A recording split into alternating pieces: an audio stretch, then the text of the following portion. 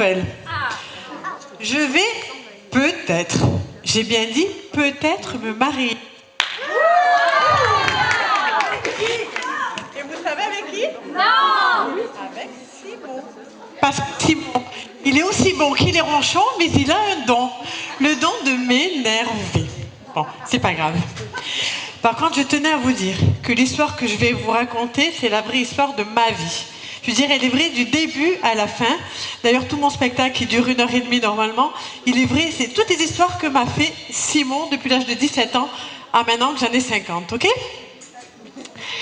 Alors, un matin, 25 ans que je vis avec lui. Un matin, il se lève, il me dit, Claire, veux-tu m'épouser?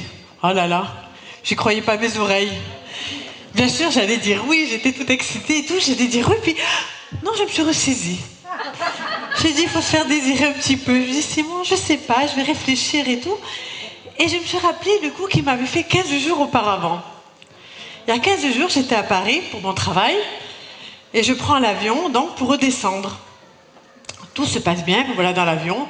À ma droite, j'avais un monsieur d'une trentaine d'années et sur ma gauche, j'avais un monsieur qui devait avoir un peu plus âgé, il devait avoir 70 ans. Bon, très gentils les deux. Le vol se passe impeccable, tout va très bien. Quand tout à coup, j'ai l'impression qu'on n'arrivait pas à atterrir sur Perpignan. J'étais pas trop tranquille. Alors j'ai plutôt resté comme ça, je vais en parler à mon voisin. Je me suis adressée à la personne plus âgée pour pas que le monsieur croie que je veux le draguer, le plus jeune. Je le regarde, je dis, monsieur, je crois qu'on a un problème, on n'arrive pas à atterrir sur Perpignan. J'ai l'impression qu'on tourne. Il me dit, ah madame, ne me faites pas peur. Je dis, pourquoi monsieur? Il me dit, parce que moi j'ai fait un infarctus et je viens me reposer chez ma fille à Perpignan. Oh, maman, j'ai dû préserver pour qu'il me fasse pas une crise cardiaque. J'ai dit, monsieur, oubliez ce que je vous ai dit, c'est une plaisanterie. Et on tourne comme ça sur Perpignan. Je voyais que l'avion avait un problème. Moi, mourir, la vérité, ça me fait pas peur. Mais je veux que tout le monde le sache. Pourquoi on est allé se scratcher et j'étais la seule à m'en rendre compte. C'est ça qui me tracassait. Je regarde le monsieur, le plus jeune, j'ai monsieur, on a un problème. Il me dit, pourquoi vous dites qu'on a un problème, madame? Je dis, regardez, ça fait 1h30 qu'on aurait dû atterrir, ça fait un quart d'heure qu'on aurait dû atterrir, et on est toujours dans les airs, on tourne sur Perpignan. Il me dit, mais non, madame, vous faites des idées, vous avez peur de l'avion. Je dis, non, monsieur, j'ai pas peur de l'avion, mais je dis qu'on aurait dû atterrir. Il me dit, écoutez, calmez-vous, restez assise à votre siège. Celui-là, il me connaissait pas encore, hein. Je dis, moi, je reste assise à mon siège. Jamais de la vie. Je prends mon courage à deux mains, je me lève, et il y avait une copine tout au fond derrière. Je lui dis, Rachel. Elle me dit, Claire, tu as un problème? Je dis, non, moi, j'ai pas de problème, mais l'avion a un problème. Oh, panique générale dans l'avion, j'avais jamais vu ça. Les gens se sont mis à crier. Oh, comme j'étais contente. Je me suis rassise dans mon siège, je leur avais refilé le bébé. Panique générale. À ce moment-là, qui c'est qui prend le micro? Le steward. Il dit, messieurs, dames, effectivement, nous avons un problème, nous ne pouvons pas atterrir à Perpignan. Et je vous le donne en mille, à cause de quoi?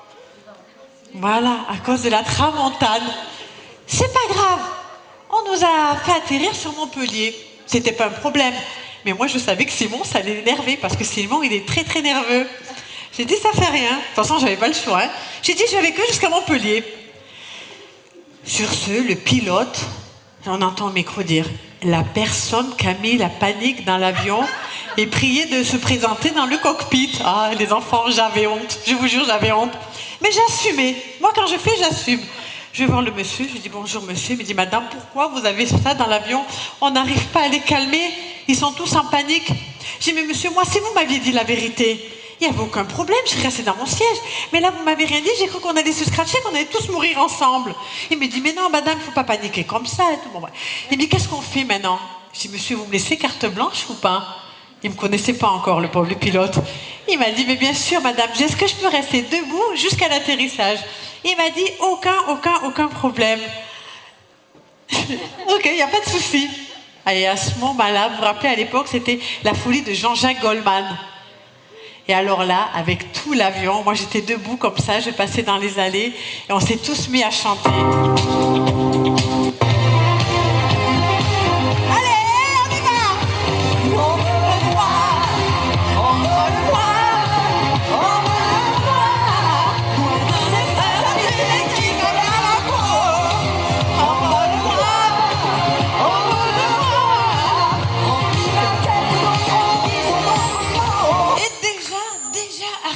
Montpellier.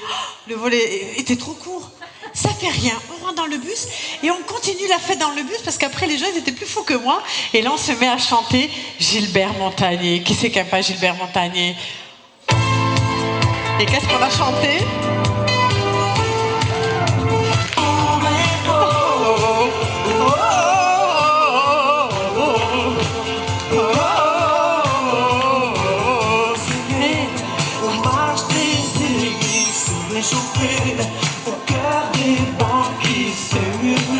Enfin, la vérité, que du bonheur. Le vol a été trop court, le bus a été trop court, tout était trop court, on voulait plus se séparer avec toutes ces personnes. Et malheureusement, on est arrivé à Perpignan. Malheureusement. Alors là, tous les gens viennent vers moi, ils m'embrassent, mais madame, oh là là, on a passé un bon voyage grâce à vous, on était tous contents d'être ensemble. Ils sont tous descendus et ils me disent, mais c'est qui votre mari? Et mon mari, il est, vous savez, le bus il s'est arrêté, on aurait dû un fait exprès, juste devant lui, comme ça. Et je dis, mon mari c'est le grand blond là-bas. C'est pas vrai, mon mari il est petit brun. Je dis, c'est le grand blond. Je dis, mais non, c'est le petit brun là. Et vous savez, le dimanche quand on va à la messe, le curé, vous passez, le curé vous met l'hostie comme ça à la bouche. Et bien Simon, il était juste devant la porte de bus, et celui qui descend, il lui tape à l'épaule. Alors vous, monsieur, votre femme, elle a mis une ambiance dans le bus. Et Simon, il a horreur de tout ça. Il est discret, il veut pas qu'on parle de lui, il veut pas qu'on le voie. Ah, maman, je dis, qu'est-ce qu'ils font? Je suis foutue. Je dis rien, le bus se vide, je descends. Je dis, ça va Simon? Il répond pas, baba. J'ai compris que j'étais mal barrée, mais je fais comme si de rien n'était. Hein. Je rentre dans la voiture, je m'assois, je dis, ça va Simon? Il me répond toujours pas. Je dis, c'est pas moi, hein, c'est l'avion, c'est le bus, moi je suis pour rien. Il me dit, t'as fait la folle dans l'avion? J'ai dit non. Et il me dit, tu as fait la folle dans le bus. Il me dit, tous les gens ils descendaient, ils me tapaient comme ça sur l'épaule. Et votre femme, votre femme. Je suis sûre, je dis, Simon, je te jure, j'ai rien fait, moi. Il me dit, rentre, et on rentre à la maison. 2h du matin, il était fou furieux. Quand tout à coup, devinez ce qu'il me dit. Il me regarde, il me dit, Claire, où t'as mis tes bagages? Où t'as mis tes bagages? Mais je voulais mourir. Je le regardais, j'ai voulu faire la gentille comme ça. Je me dis, arrête de faire ta tête de con, dis-moi où sont les bagages de suite. Je lui dis, Simon, j'ai pris des bagages. Il me dit, t'es parti à Paris sans bagages? Allez, Claire, dis-moi où sont les bagages. Je n'osais même pas répondre. Il me dit, dans le bus. J'ai dit, ben oui. Oh. J'aurais voulu mourir. Mourir. Simon, il parle pas.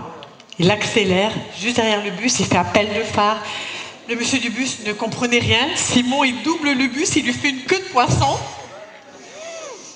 Va récupérer tes bagages. Je dis, oui Simon, je descends, je récupère mes bagages. Le monsieur du bus, il me dit, qu'est-ce que vous faites ma petite dame? Je dis, j'ai oublié mes bagages. Il me dit, mais c'est pas grave. Je dis, oui, pour vous, c'est pas grave, mais pour Simon, je peux vous dire que je suis pas encore mariée, que je peux divorcer. Vite, donnez-moi mes bagages. Allez, je les récupère, et bien allez, on s'embrasse une dernière fois? Il dit, allez, venez, on s'embrasse. Et quand je descends du bus, devinez quoi? Hein? Il est parti. Simon, il est parti. Ça m'a fait de la peine. Mais c'est pas grave. Positivons. Parce que dans la vie, il faut toujours positiver, vous avez compris? Et oublions cette histoire, c'est du passé. Mais écoutez-moi, vous vous tracassez pas qu'au moins 2h du matin, je suis rentrée chez moi? Avec le chauffeur de bus. Il est encore plus fou que moi. Et devinez ce qu'on a fait avec le chauffeur de bus? On a continué à chanter. On va s'aimer dans un oreiller, dans un refrain ou dans un grenier, dans le devenir nos visages. Enfin, c'était super. Mais Simon, je l'épouse ou je l'épouse pas alors? Mais oui, je l'aime à Simon. J'ai même fait une chanson à son honneur. Et vous prenez le refrain avec moi, parce qu'il entend cette chanson, Simon il me tue pour de bon, il ne sait pas celle-là. Regardez, vous avez juste à faire darla dir la dada. Écoutez ça. Si je me marie avec Simon, c'est pas le pied mais faut faire front. Quand je lui caresse son petit ventre rond, je sens monter son beau pompon. Ah, il me tue s'il entend ça. Allez, merci beaucoup et bonne soirée à tout le monde.